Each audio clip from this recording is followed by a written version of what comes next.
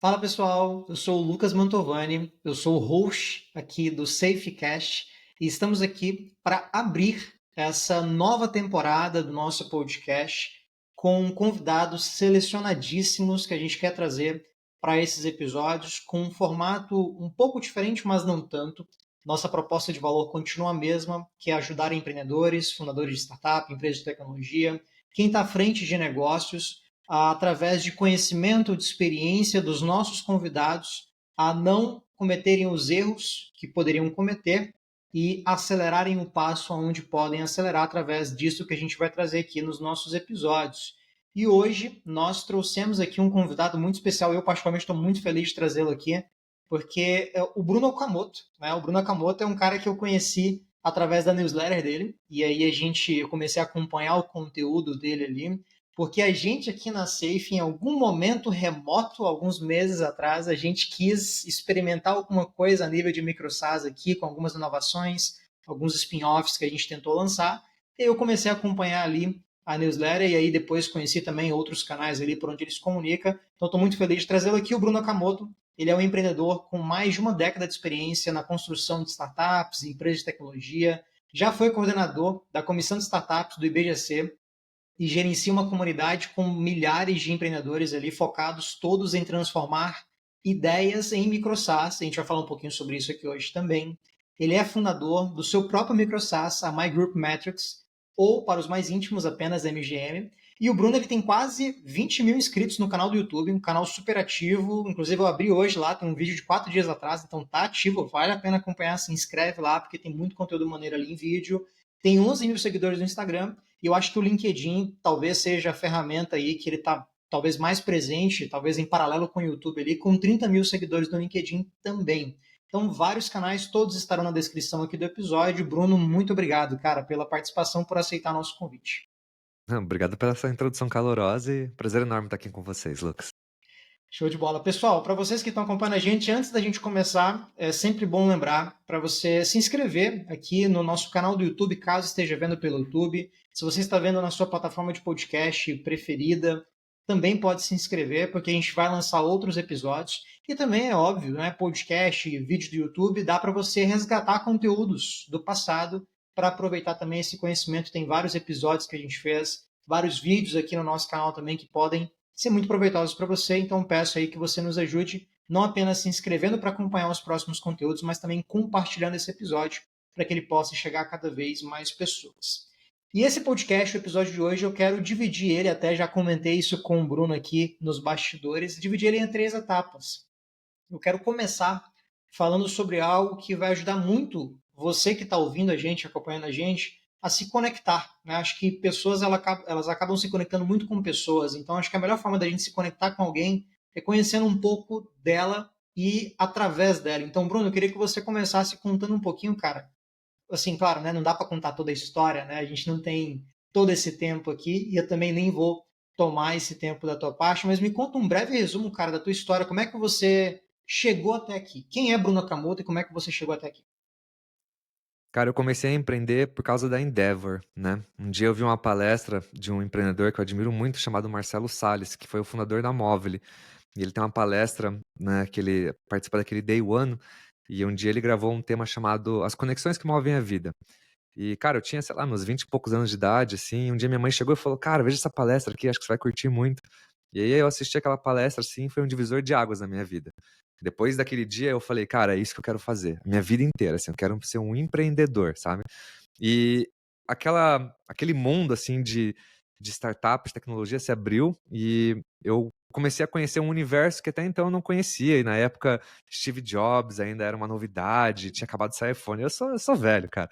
Então, eu, assim, tudo aquilo que aconteceu, as tecnologias que foram surgindo, foram me abrindo portas até que um dia eu decidi empreender, construir meu próprio negócio.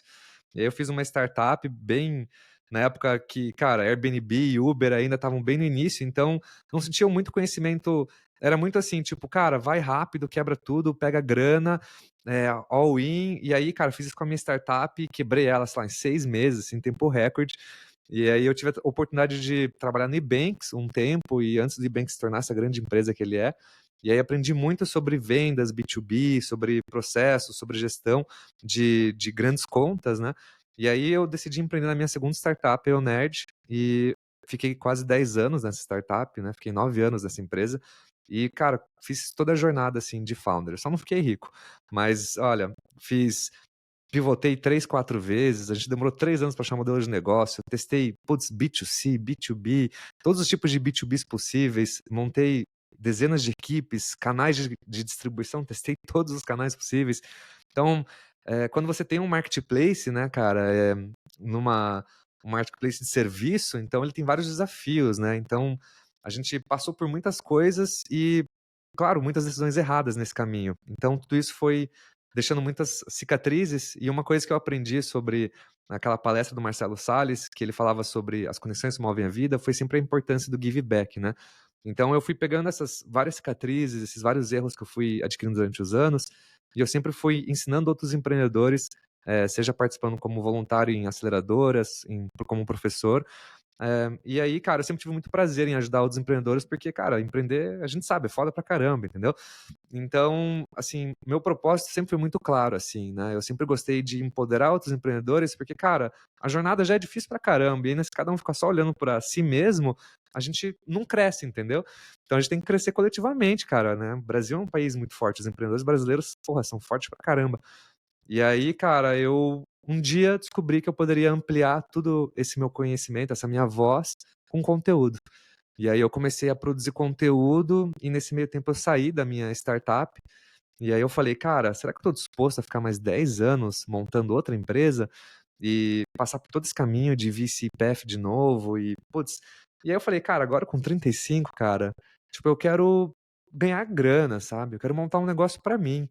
E aí eu pensei, cara, entendi o que é conteúdo, entendi como ampliar essa voz, então como que eu crio vários pequenos negócios agora para mim, várias pequenas apostas e transformo em cash calls, né, que a gente chama. E então eu comecei em 2022 a criar essa tese aí de construir um portfólio de micro SaaS, de criar várias pequenas apostas e decidi mergulhar de cabeça desde 2022, né, eu saí da minha empresa e fui para essa jornada, assim, então vamos dizer que eu mudei completamente, né, meu mindset, assim, de antes de virar uma grande empresa e ganhar mercado para, tipo, agora, assim, deixar um pouco de lado esse sonho de ser o melhor ou o maior e buscar só algo que, cara, me dê uma graninha legal, que eu possa trabalhar, tipo, com um bom equilíbrio, sabe? E aí, esse é um pouco do Bruno Kamoto. Equilíbrio, acho que existem certos momentos na vida que o equilíbrio é quase impossível, né, cara? Assim, especialmente para quem empreende, né? Talvez equilíbrio seja até uma. Eu às vezes vejo o equilíbrio. Muita gente fala, né? Tem que buscar uma vida equilibrada, equilíbrio, equilíbrio. Só que eu acho que para construir grandes coisas, ou pelo menos coisas relevantes de algum modo, em algum momento, pelo menos parcialmente, você vai ter que desequilibrar de algum lado, sabe? Alguma coisa na sua vida vai ficar de lado, cara. Difícil fazer tudo ao mesmo tempo, porque 24 horas hoje em dia, acho que a gente é muito demandado, né, de vários aspectos, bombardeado o tempo todo com vários tipos de estímulos diferentes. Isso que eu Então, tenho filhos ainda, né? Então também isso sou é porque bombardeado, assim, com filhos em casa e de madrugada. é. E aí, pô, tu mencionou ali que com 20 anos, né? Acho que tava com 20 anos mais ou menos, teve esse insight ali de começar a empreender, e aí foi quando você decidiu através dessa palestra.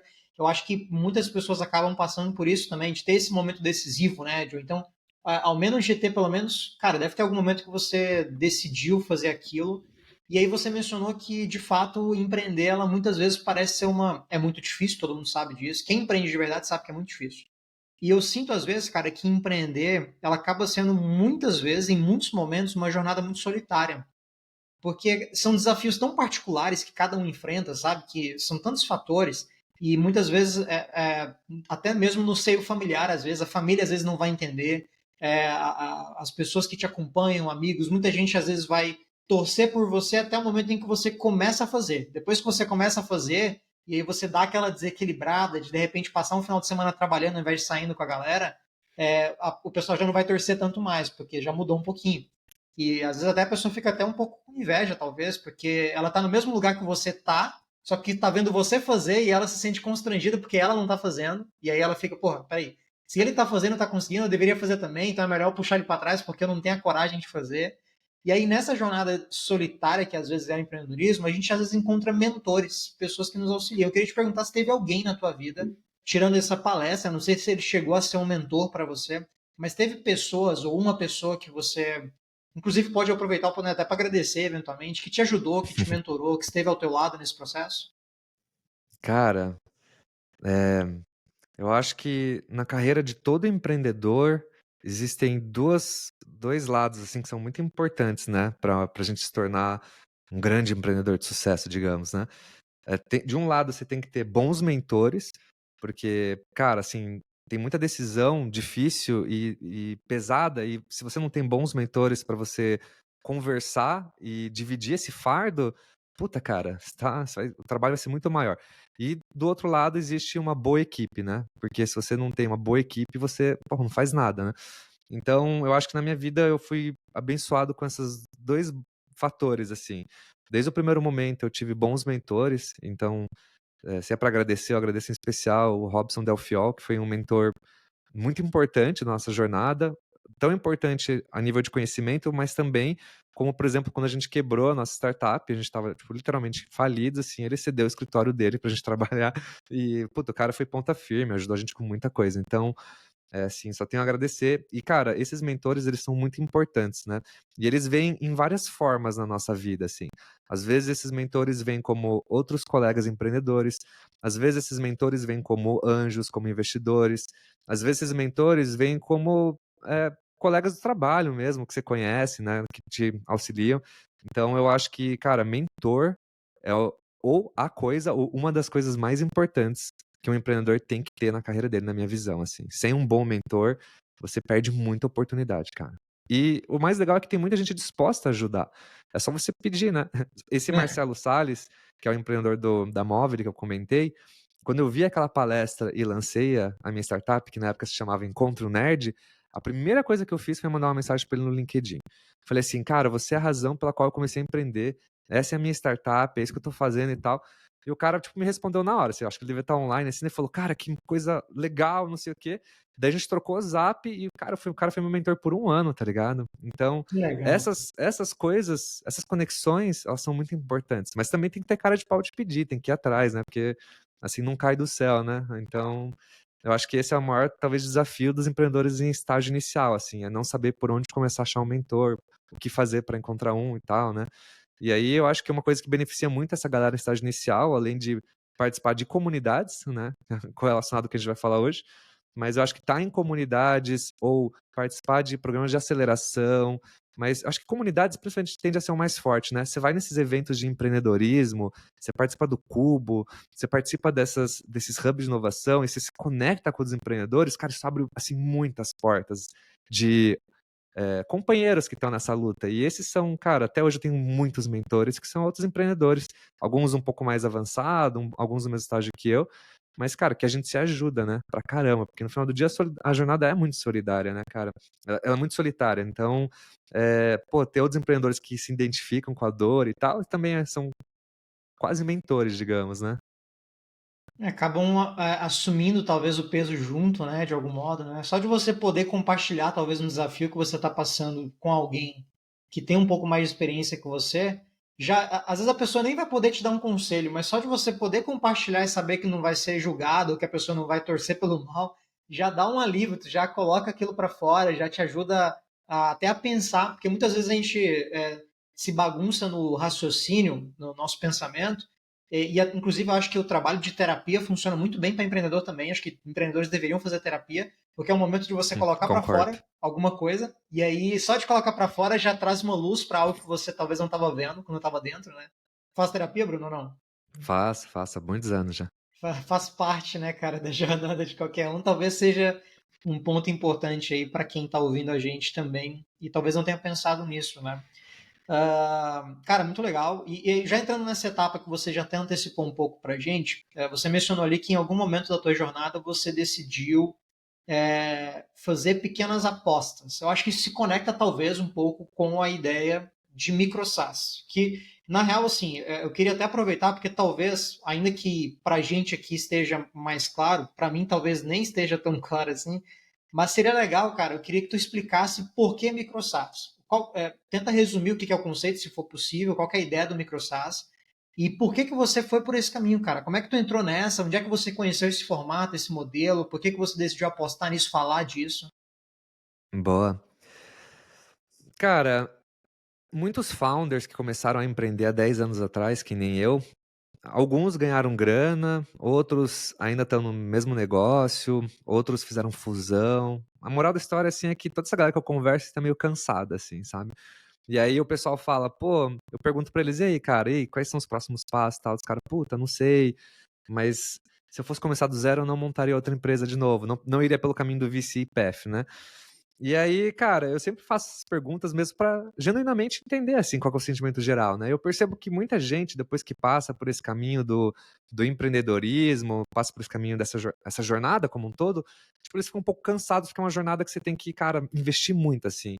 Muita energia, é muita porrada, e assim, cara, é legal, não tô questionando, né? Porque empreender é isso, né? A gente tem que se ferrar de certa forma. Mas, porra, a galera de startup se ferra excessivamente, né? Então, quando eu cheguei a essa mesma conclusão que toda essa galera chegou, o que todo mundo faz, em linhas gerais, é procurar construir algo mais equilibrado. E aí tem vários caminhos, né? Tem empreendedores que preferem pensar em investir, tem empreendedores que preferem pensar em ser executivos, e, cara, tem empreendedores que pensam assim, porra, se eu tenho um puta de um conhecimento montando empresas, e eu quero ganhar grana, ou quero construir uma coisa mais equilibrada, então eu vou montar uma empresa para mim. E tem muito empreendedor que começa a montar, tipo, empresas para si, assim. Uma empresa de tecnologia, assim, aquele anseio de ser grande, sem pensar em captar investimento. Eu sou um desses caras, entendeu? Eu cheguei nesse ponto que falei assim, cara, eu já tenho 10 anos de founder com mais erros do que acertos. Então, eu preciso pegar esses erros e transformar isso em alguma coisa que me gere uma grana, mas que eu não precise virar um executivo e que eu não precise, sei lá, montar mais uma startup pelo VCPF. Então, eu cheguei e falei assim, cara, eu vou montar a MicroSaaS.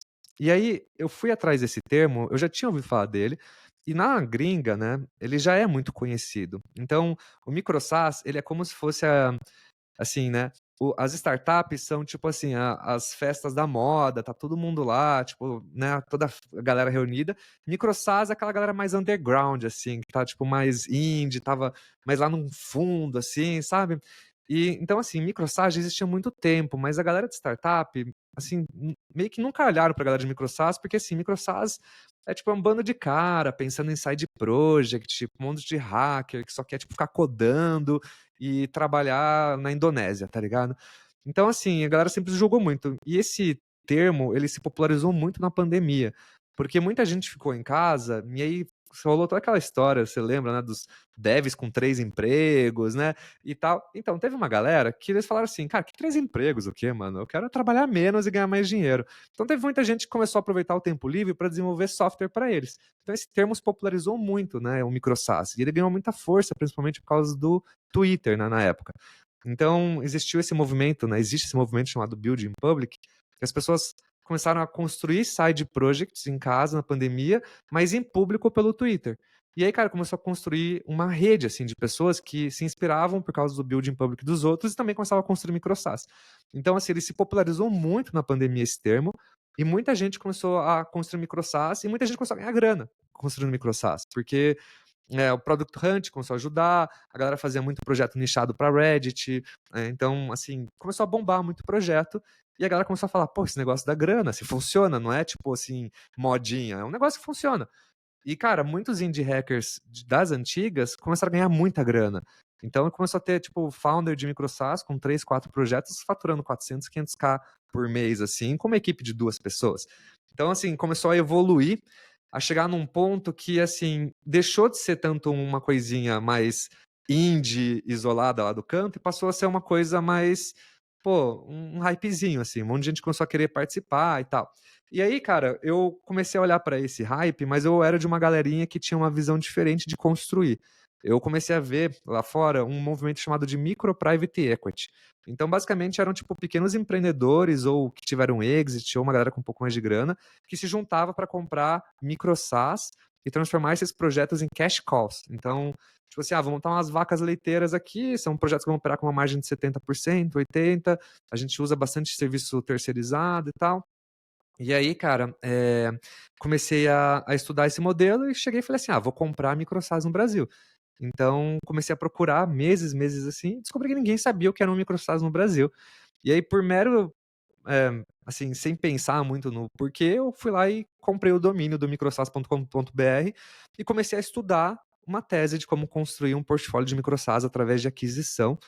E eu decidi deixar público, né? Eu deixei público esse dado e comecei a minha newsletter. Então, a minha produção de conteúdo, na verdade, foi só uma forma de fazer um certo build in public de uma tese de como comprar micro-SaaS. E aí eu fui descobrindo que as pessoas não tinham a mínima ideia do que era um micro-SaaS. E aí eu passei a procurar startups mais um perfil de distressed assets, né? Então, as startups estivessem no mal, que os founders estivessem cansados e o cara estivesse faturando ali, tipo, entre 5, 10k de MRR, sabe? E a minha tese era muito simples, cara. Era comprar o produto e dar tchau pro founder. Tipo, mano, pega a grana aí, valeu, falou. Tipo, no máximo fica 3 meses aí pra me ajudar com qualquer suporte. E eu queria adquirir os negócios do cara. E aí, mesmo assim, cara, no Brasil, eu não achei founder com esse perfil. Porque a galera que tem, tipo, uma startup de 5k de MRR achava que o negócio dos caras valia 3 milhões, valia 5 milhões de valuation. Tipo, eu conheci founders que o cara faturava 12k há 2 anos, já tinha gasto mais de meio milhão. Eu falei assim, cara, me vende seu negócio, eu pago 1,5 vezes seu ARR à vista aqui. O cara, tipo, sumia, depois os caras voltavam, pediam 4 milhões de valuation, umas coisas assim, sem noção. E aí eu cheguei à conclusão, cara, que não tinha mercado no Brasil. Então eu comecei a comunidade. Então eu comecei a produzir conteúdo para deixar a minha tese pública e eu construí a comunidade para trazer outras pessoas, as poucas pessoas que eu conhecia que entendiam do conceito de micro-SaaS para o mesmo ambiente, para a gente debater como a gente poderia explorar mais esse termo, como a gente poderia criar micro-SaaS, aprender sobre micro-SaaS em conjunto. Então foi a partir daí que começou toda a jornada, sabe? Cara, pra mim, depois que tu falou margem de 70, 80%, eu já parei de ouvir, porque eu comecei a... Falei que delícia uma margem de 70, 80%, né, cara? Assim, claro, né, o modelo de SaaS, de um modo geral, não necessariamente o micro SaaS, ele já é conhecido por ter uma margem legal, você já consegue, inclusive é por isso que chama tanta atenção até do VC, de um modo geral, o mercado VC, mas a tese de micro SaaS, então, se a gente fosse parar para pensar, o micro SaaS, ele é uma versão talvez mais enxuta em termos de proposta de valor do que um SaaS.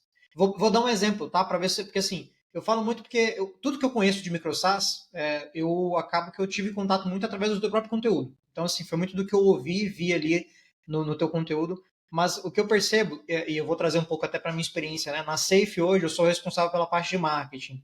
Então, quando a gente começa a estudar estratégia de marketing, criação de infoprodutos, criação de produtos digitais de um modo geral, a gente percebe que a tendência do mercado tem sido de trabalhar com produtos que têm uma única dor, uma única proposta de valor, uma única oferta poderosa, que você vai lá, entrega aquele resultado, vende, faz os lançamentos, ou então deixa um carrinho aberto e é isso aí. Bom, o microsas ele me parece muito com isso, porque é como se eu pegasse uma dor muito pontual, muito isolada, que existe, que está validada, que existe, né, de fato. Desenvolva uma solução que eu vou colocar simples, né, mas não entenda como uma ofensa a quem desenvolve soluções via microsas, mas é uma solução que vai lá e resolve aquela dor, e ponto, é isso que eu preciso fazer, eu só preciso resolver aquela dor, e eu consigo vender com um ticket relativamente baixo, não preciso colocar um ticket muito alto, não é um SaaS que eu vou pagar 2, 3 mil por mês, eu vou pagar ali 97 por mês, às vezes menos que isso, 49 por mês. E aí você vai ter uma escala muito grande, porque é uma dor muito simples, o suporte você consegue fazer com poucas pessoas. Hoje, com inteligência artificial, talvez você consiga eliminar a necessidade de suporte com pessoas reais. Talvez o próprio fundador consiga fazer o suporte ali aos clientes. E basicamente ele vai viver daquilo. É claro, o microsas talvez tenha algum limite de receita que talvez um SaaS mais normal não teria, talvez pelo potencial de expansão, talvez pelo tamanho de mercado. É algo nesse sentido, assim? O microsas, ele seria algo mais direcionado para uma dor pontual? Cara, eu diria assim que de certa forma não, assim, porque assim, deixa eu te dar uma reflexão assim para você, para os ouvintes, né? Micro SaaS, diferente de um SaaS, tipo, a pira do micro SaaS não é só porque ele é micro, ele é pequeno, entende? Então, por exemplo, tem micro SaaS na minha comunidade que o cara fatura 200k por mês e trabalha part-time no projeto. É até assustador, né? Quando você para e pensa assim, pô, como o cara trabalha, tem um emprego e tem um negócio de 2,5 milhões ao ano. Mas o negócio é que ele tem um produto que ele é um ticket médio alto, assim, alto, tipo, entre aspas, para uma coisa low touch, né? Então ele não tem uma estrutura comercial. Ele tem um ticket médio de R$ 250 e o canal de aquisição dele é 100% via tráfego, assim. Então ele põe grana, tem um ROI de X, é tipo assim, continha de padeiro. Mas ele tem um Sim, projeto que ele não é uma coisa que resolve pontualmente algo específico. Ele atende um nicho, de certa forma, que é grande e era mal atendido porque os concorrentes são todos arcaicos, assim, são empresas, sei lá, da década de 90 que não se atualizaram. Então, tipo, ele viu uma oportunidade no mercado medieval de fazer algo um pouco mais moderno. Mas, assim, não tem nem AI na ferramenta do cara, entendeu? Então, assim, o que que é micro-SaaS, assim? Micro-SaaS, ele é algo que o empreendedor quer construir um lifestyle em torno dele. Então, na prática, não tem uma diferença. Todo micro SaaS, ele é um SaaS. Só que, de vez o cara se focar num grande mercado para construir uma grande empresa, ele prefere se focar num pequeno mercado, mas isso não limita o tamanho do crescimento do projeto, ou do faturamento, ou do time. Então, sim, você pode ter um micro SaaS, por exemplo, que fatura 3, 4 milhões no ano, com uma equipe de 3, 4 pessoas, e você usa esse projeto, domina esse nicho, e às vezes você pode criar uma réplica desse mesmo projeto para outros nichos. Então, por exemplo, você criou uma ferramenta de narração de voz aqui e dublagem de vídeo. Aí agora você pode criar uma outra ferramenta de tipo vídeo e, sei lá, criação de imagens, vídeos com AI. Então você consegue usar a mesma base de clientes e fazer marketing com ads, né, direcionado, por exemplo, para outro produto seu e fazer tipo um cross-sell. Então tem várias formas de você construir vários micro SaaS sem você precisar crescer equipe, sem você precisar de uma coisa robusta, né? E a maioria dos micro SaaS, eles são, a grande maioria são low touch. Então as pessoas tendem a fazer produtos que não demanda muito suporte, né? São produtos que eles são bem simples de modo de colocar, onde a pessoa entra, cria uma conta e ela chega na proposta de valor o mais rápido possível. E muitos micro-SaaS, por incrível que pareça, eles começam por WhatsApp. Então, no final do dia, o cara pega uma API de um chat GPT, coloca no WhatsApp e monta uma proposta de valor única. Então, por exemplo, uma ferramenta de agendamento para médicos. Uma ferramenta que ajuda a ler manuais de instrução. Uma ferramenta que resume lives em formato de PDF. Então, a galera faz muita ferramenta no WhatsApp que, com o tempo, eles vão criando camadas de SaaS em volta, colocando dashboard, colocando, tipo, telas, módulos, funcionalidades novas, mas eles começaram validando com um pequeno bot de WhatsApp, né? sim. Então tem vários perfis de micro SaaS, mas no final do dia, um micro SaaS é uma coisa que o empreendedor quer construir, que vai manter um estilo de vida para ele. Às vezes o cara quer tipo montar um negócio que é um side project e vai continuar sendo um side project. Às vezes o cara monta um side project e esse negócio começa a crescer, bate 10, 15k de MRR e ele fala: "Porra, que da hora, cara, isso aqui me dá mais tesão do que meu emprego. Vou largar o emprego, vou mergulhar de cabeça." Mas ele já entra num negócio que fatura. Ele não tem aquele risco de, tipo assim, vou dar all-in, captar anjo, entendeu? O cara já entra num negócio que tá breakivado, tá faturando, tá gerando caixa. E aí, se ele quiser pegar o investimento, ele virou uma startup. Mas é porque ele decidiu que ele queria deixar de ser algo como um side project e virar uma empresa, uma startup de escala. Então, eu acho que a maravilha do microsas é essa, assim, o empreendedor começa com esse mindset de construir algo equilibrado, algo que ele possa ir tocando em paralelo a uma atividade principal, algo como um side project mesmo, e ele pode ir crescendo e ele vai desenvolvendo várias coisas com isso. O cara aprende sobre marketing, o cara aprende sobre vendas, o cara aprende sobre produto, o cara aprende sobre suporte, sobre administração. Tipo assim, então, não é pela grana. É também, porra, Sim. olha o tanto de skills que você não adquire construindo um projeto sem você largar o emprego, né? Sem você perder sua renda principal. E, cara, se você ainda é um influenciador ou você tem audiência e você constrói pequenos problemas para as pessoas de forma recorrente que você pode cobrar, é uma forma incrível de monetizar a galera, é muito melhor do que vender curso, tá ligado? Então eu acho que assim, o micro SaaS, cara, ele é essa coisa gostosinha, assim, ele é uma coisa que começa pequenininha e ele dá pro empreendedor a oportunidade de escolher o que ele quer. Diferente de um SaaS que ele já nasce e começa a reinvestir o lucro, porque o foco dele é se tornar uma ferramenta que pega um grande mercado. E o SaaS, a grande diferença no final do dia de um SaaS é que ele é só um modelo de negócio de uma startup e uma startup está sempre buscando esse crescimento. O micro SaaS, ele não é um modelo de negócio, ele é um estilo de vida, ele é um lifestyle, assim, entende? Então, apesar de ser parecido, os conceitos são objetivos diferentes, de certa forma. Legal. Não, ficou perfeito, cara, ficou muito claro. E aí entra um aspecto que agora me surgiu a dúvida que você até mencionou, né? De assim, esse fundador ali do MicroSAS, né, quem está à frente desse business, ele vai de algum modo ele vai ter que aprender algumas coisas que naturalmente ele não aprenderia. Então ele vai ter que desenrolar um pouquinho de marketing, ele tem que desenrolar um pouquinho de conteúdo, ele tem que desenrolar um pouquinho de vendas, um primeiro atendimento, tem que saber programar minimamente, porque pelo que você está me narrando, eu tenho a impressão, de, eu não sou programador, né? Eu não poderia ter um microsas, por exemplo, porque se está muito associado ao lifestyle do fundador, ou eu traria um sócio para fazer, e aí acaba que se tira um pouco aquela personalidade do fundador, né, de desenvolver, ou eu não conseguiria fazer, ou eu teria que aprender para fazer, né? Eu tenho que desenrolar alguma coisa para fazer. Mas pensando no aspecto de como equilibrar esses pratos, assim, dá para fazer? Não seria, parece contraintuitivo. Eu quero começar um microsas para ter uma vida mais equilibrada, mas, cara, para eu fazer um microsas, eu vou ter que aprender de marketing, vendas, gestão, atendimento, programação e testar e resolver bug ao mesmo tempo enquanto eu trabalho em outro projeto que é o principal. Como é que funciona esse aspecto? É, uma boa provocação. Cara, eu também não sou desenvolvedor, então hoje eu tenho alguns microsas, o meu principal é o MGM, mas eu acho que não faz diferença você ser dev ou não. Eu acho que dev se beneficia mais porque ele tem uma skill que as pessoas não técnicas não têm, e pra gente tem uma curva grande de aprendizado pra gente desenvolver essa skill. Mesmo com AI e no code, você ainda tem uma curva de aprendizado. Então, eu acho que para quem não é técnico, existem alguns caminhos. O primeiro é você ser sócio de um dev. E, por exemplo, dentro da comunidade de MicroSAS, 66% das pessoas são devs. Então, por exemplo, se você aprende o processo de validação e go-to-market, você consegue validar uma ideia.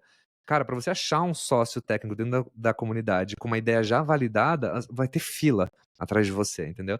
Então, eu vejo que não é tão complexo de achar esse caminho, né? Um desenvolvedor, um sócio. Um outro caminho que eu gosto de fazer é eu faço também a pré-validação, só que de vez eu procurar um sócio técnico, eu pego um desenvolvedor. Então, como eu já tenho um pouco mais de experiência nessa parte de produto, eu valido a ideia, que nem eu fiz com o MGM. Eu paguei, acho que na época, a gente gastou, sei lá, uns R$ 3.000 para fazer o MVP. E em um mês eu validei o MVP, e aí eu falei, cara, eu vou investir mais uns 5, 6 mil para fazer essa versão 2.0. Então, eu também compro o risco, de certa forma, assim, porque é um risco, né? Você pode lançar e, cara, descobrir que você perdeu 10 pila e é isso. Por isso que eu acho que a arte de você saber validar uma ideia, ela não depende de você ter skill técnico ou não. A arte de você saber validar uma ideia é você saber um simples framework de entender proposta de valor, de entender um pouquinho sobre o canal de distribuição, de entender sobre o seu público-alvo. É você fazer o feijãozinho com arroz ali, muito bem feito, que a gente aprende tanto na escola de negócios e esquece ele no dia a dia, né? E, cara, sobre, né, o microsas, o desafio, o que eu vejo em média é as pessoas trabalhando em torno de 2 horas por dia nos seus projetos. Então, normalmente, ou o cara acorda um pouco mais cedo e trabalha no seu projeto, ou quando dorme, os filhos vão dormir, ele vai trabalhar no projeto. Então, eu vejo que é um pessoal que trabalha bastante de noite, e a grande maior parte das pessoas, a grande maioria dos membros do meu grupo, pelo menos, né, eu tenho um grupo pago, e essa galera dessa minha comunidade, eles, cara, a grande maior parte da galera trabalha assim, acabou o horário de trabalho às 6, 7 da tarde, os caras já começam a trabalhar no side project deles até umas 8, 9, e aí encerram um dia. E aí tem uma outra metade da galera que pega 8, 9 e vai até tipo meia-noite, 1 da manhã e depois descansa. Essa galera costuma lançar o projeto normalmente em 45 ou 60 dias, é a média de tempo, e todos esses aprendizados que vêm, eles vêm durante ou em paralelo ao go-to-market desse MVP. Então, no final do dia, cara, assim, é muita coisa? É. Mas não é tanta coisa. Não sei se eu me expressei bem assim. Eu acho que eu Parece muita entendi. coisa quando a gente fala, mas em grau de execução, os focos são muito claros. É assim, eu preciso trazer cliente. Ponto final. Eu trouxe um cliente. Agora quebrou algo. Eu preciso fazer suporte. Agora o cliente pediu uma nota fiscal. Agora eu preciso aprender sobre como emitir uma nota fiscal. Então as coisas, não é que elas vêm em volume e em massa, elas vêm picadinho e elas vêm de uma boa causa, que normalmente é dinheiro. Então, isso sempre dá aquele gás de motivação, de saber, porra, eu montei esse negócio, tem alguém pagando e o cara tá reclamando que eu preciso consertar alguma coisa, então eu vou consertar. Então, é relativamente tranquilo nesse sentido, sabe? Eu ouvi uma frase esses dias, cara, que fez muito sentido pra mim, que é uma frase que, assim, a pior coisa que existe para quem tá fazendo alguma coisa, ou um negócio, ou falando algo, né, se comunicando na internet, é não ser ouvido. Então, o que que ele quis dizer com isso? Era a ideia de, tipo assim, cara, se você tem uma objeção, não ache ruim, Porque se tem objeção é porque a pessoa está te ouvindo. Então, se você está produzindo conteúdo e alguém questiona alguma coisa, traz uma objeção à oferta que você faz, ou alguém reclama do seu produto, quer dizer que tem alguém usando, cara. Já é alguma coisa. É pior do que ninguém está usando. Pelo menos ouve isso, absorve e aí faz aquele velho processo de iteração no mercado, o ciclo de MVP básico ali, que acho que no caso do MicroSAS é até mais rápido, porque você falou pelo que você disse, o prazo ele é até mais rápido, né, no MicroSAS. Então, pô, 45 dias para lançar um projeto, para mim é um tempo recorde, assim. Eu não conheço projetos, pelo menos do que eu vejo nas empresas que a gente atende, que consigam fazer isso. Colocar para rodar um negócio com 60 dias, entendeu? É impossível. É porque quando você constrói algo nichado e focado, eh, o processo tende a ser um pouco mais simples, né. Porque normalmente quando a gente constrói um negócio grande ou que sai de alguma empresa, a gente espera que seja um negócio que cause um impacto e consequentemente um bom ROI, né. Normalmente o micro SaaS a galera constrói sem essa grande expectativa de ter esse grande ROI, porque no final do dia, o cara tá tendo uma experiência nova, né, ele tá testando algo, e às vezes se o cara é dev, ele até curte codar e o cara tá fazendo isso pelo hobby mesmo. Então eu acho que essa quebra de expectativa, ela facilita o processo de go to market, assim, de certa forma, sabe. Legal, legal. E, assim, até para a gente já partir para o nosso encerramento aqui, eu queria te perguntar, assim, para quem está ouvindo a gente, vamos lá, o cara está ouvindo a gente, a pessoa está ouvindo a gente, ela, de repente, ela se identificou com isso. Pô, achei legal, gostei desse modelo, vai começar a acompanhar teu conteúdo e ela quer entender por onde começar. É você que, pô, acho que dentro do Brasil hoje, talvez você seja a maior referência em microsas do que você vê na comunidade, dos empreendedores que você acompanha, da tua própria experiência. O que você entende que seria não apenas o primeiro passo, mas teria como a gente listar uma sequência de primeiros passos? Claro que não dá para a gente não vai desenhar nada para ninguém aqui, né? Não tem como dar um mapa Claro. exatamente. Mas por onde começar, cara? Eu começo focando onde? Eu descubro um problema, eu foco em desenvolver um produto, a gente segue aquela velha, o tradicional e sempre muito funcional sistema de encontrar um problema, validar uma hipótese de solução, depois desenvolver um produto no formato de MVP e assim por diante. Qual que seria uma sequência para microsas aí, de acordo com a tua experiência? Cara, eu acho que esse framework, assim, que a gente conhecia, né, que você mencionou, eu acho que ele não funciona mais tão bem, porque tem tantas formas mais rápidas de validar uma ideia. Na minha visão, assim, se eu hoje fosse começar de uma forma muito simplista de pôr, a primeira coisa que eu faria seria ter uma ideia ou buscar um problema para resolver, e eu tentaria conversar com o máximo de pessoas ao meu redor, mesmo que não sejam possíveis clientes, assim. Mas só pelo fato de eu passar dias processando essa informação e de eu tirar ela da minha cabeça, pôr em palavras, ela já reflete muito se aquilo lá é loucura ou se faz sentido. Então vamos dizer que essa é uma etapa de processamento, assim, né? Pra você ver se faz sentido. Depois que eu amadureci essa ideia, eu iria conversar com pessoas que possam ter essa dor. Porque eu sempre tento entender o quanto essa dor dói pra alguém. Então eu perguntaria, cara, assim, você tem consciência dessa dor? Porque às vezes as pessoas têm a dor e não sabem que elas têm uma dor, entendeu? Às vezes o cara faz a mesma atividade por 5 horas seguidas, isso pra ele já é normal, é um padrão, ele não sabe que é uma dor. Então, eu tento entender, assim, o quão consciente a pessoa é sobre essa dor, o quanto essa dor impacta, se a pessoa ela tem uma percepção de que ela está perdendo dinheiro ou tempo com essa dor, se ela já gasta algum tipo de dinheiro para resolver de alguma forma. Então, eu sempre tento partir dessa parte de entrevistas, de entender, cara, o que é essa dor? Qual que é esse problema? Então, eu sempre passo pela ótica do problema. O que eu acho que a grande maioria das pessoas erra nesse ponto é que, cara, a grande maior parte das pessoas olha para a solução. Então, o cara, tipo assim, teve uma ideia, ele fala: "Puta, então eu tive uma ideia de montar um sistema de agendamento via WhatsApp para médicos". E o cara, tipo, fica com isso, assim, preso, sabe, fixo na cabeça, e de vez ele se focar em entender se os médicos têm problema de agendamento antes de qualquer coisa, tá ligado?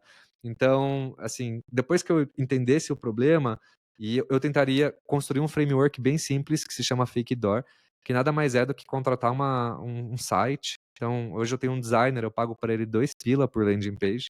Então eu contrataria um site, colocaria lá uma landing page e tentaria colocar, tipo, alguns copies, assim, do que eu acho que seja uma dor que a pessoa tem, que eu identifiquei, sabe.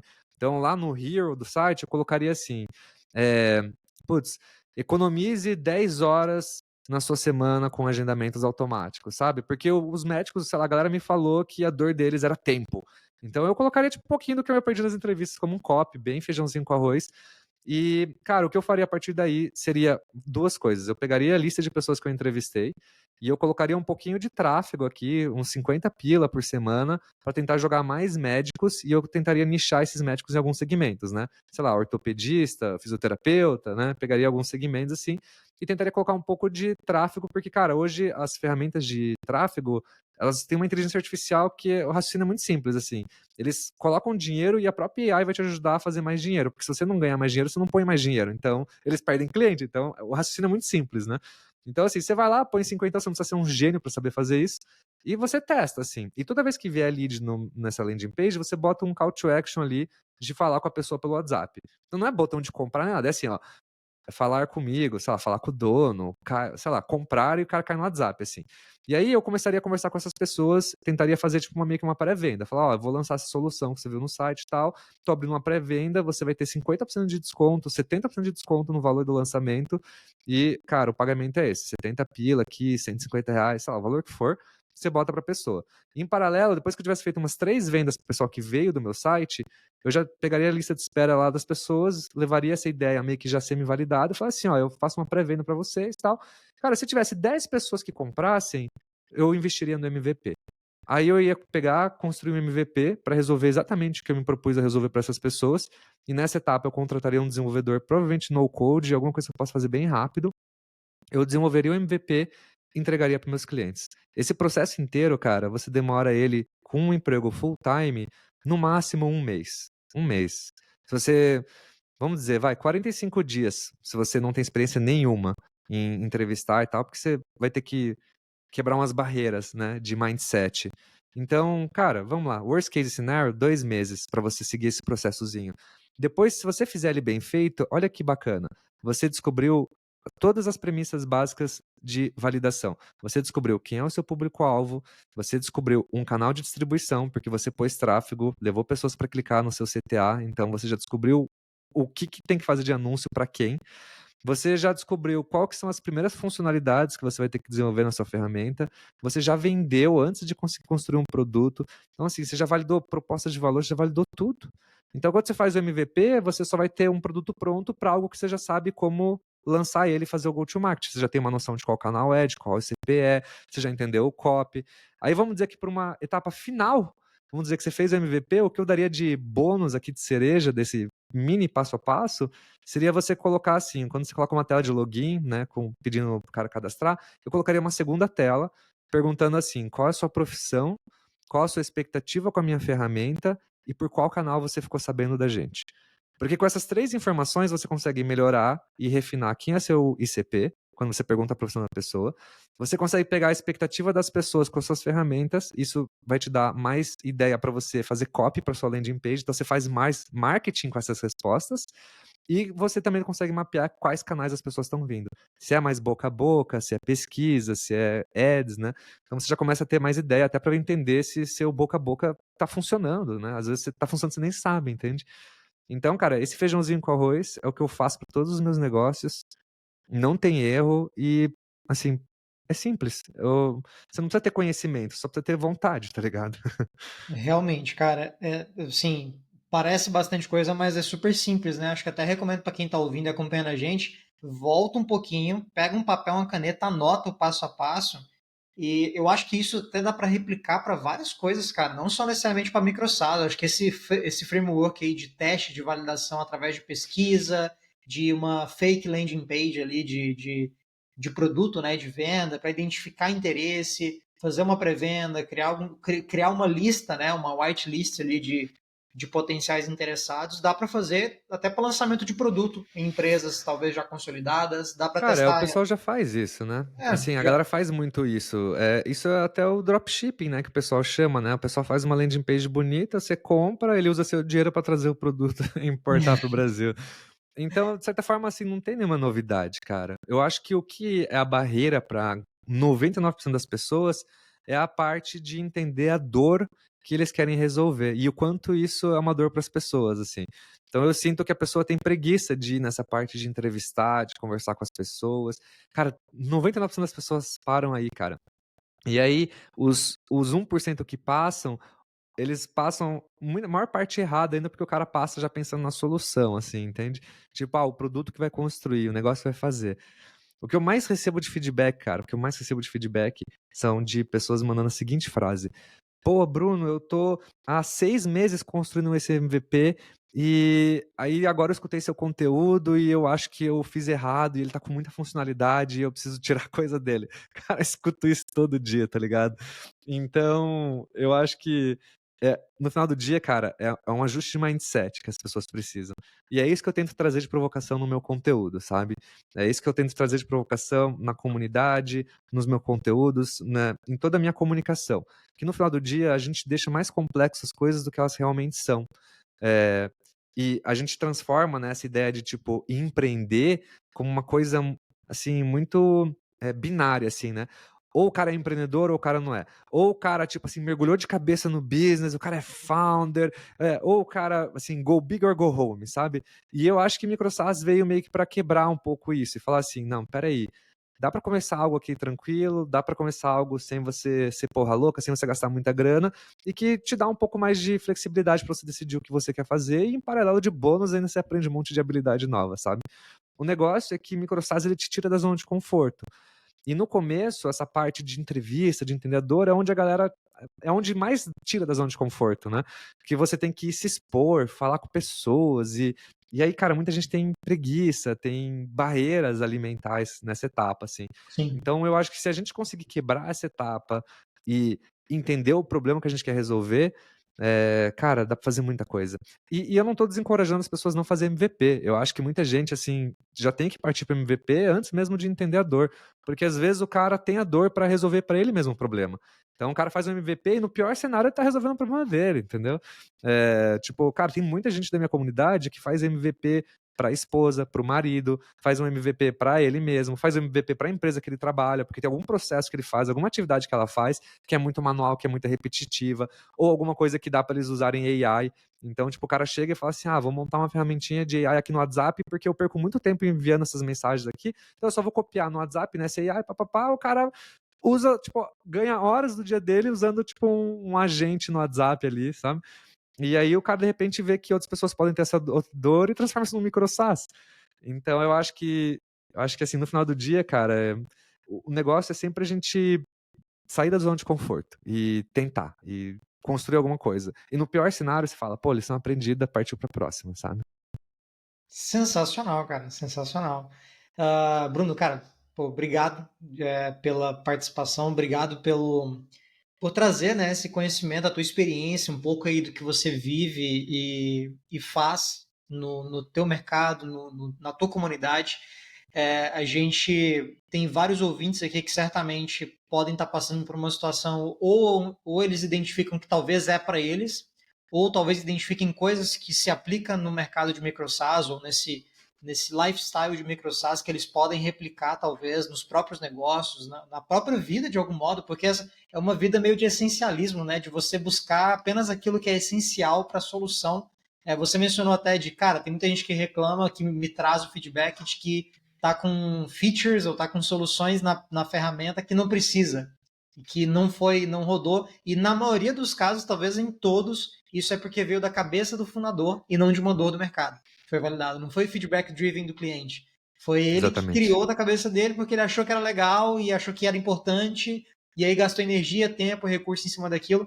E eu vou fazer até uma meia-culpa. A gente já fez isso na Safe e talvez até valha a pena a gente revisitar algumas coisas. Mas muito legal, cara. Pô, obrigado aí pela participação. Tem algum recado que tu queira deixar pro pessoal aí? Eu sei que você tem um curso, né? Enfim, se você quiser até dizer pro pessoal onde é que eles podem te encontrar, de repente, formas de aprender mais sobre MicroSaaS, conhecer a tua comunidade, como é que fazem para te encontrar? Cara, eu não vou nem fazer jabá do curso nem nada. Eu acho que quem quiser entender um pouco mais sobre esse mundo, eu super convido vocês para conhecer meu canal no YouTube, ou se vocês preferirem ler, eu tenho minha newsletter. Ambos vocês acham procurando Bruno Microsas no Google.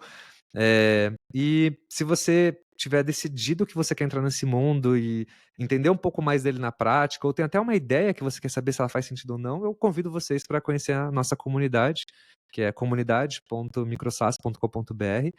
E, cara, assim, é um ambiente muito legal, tem muita gente boa e vai abrir sua cabeça de várias formas. Então, se você estiver nesse início de jornada, né, ou se você for um empreendedor, um desenvolvedor, inclusive, cara, eu deixo até um recado para startups aqui, né?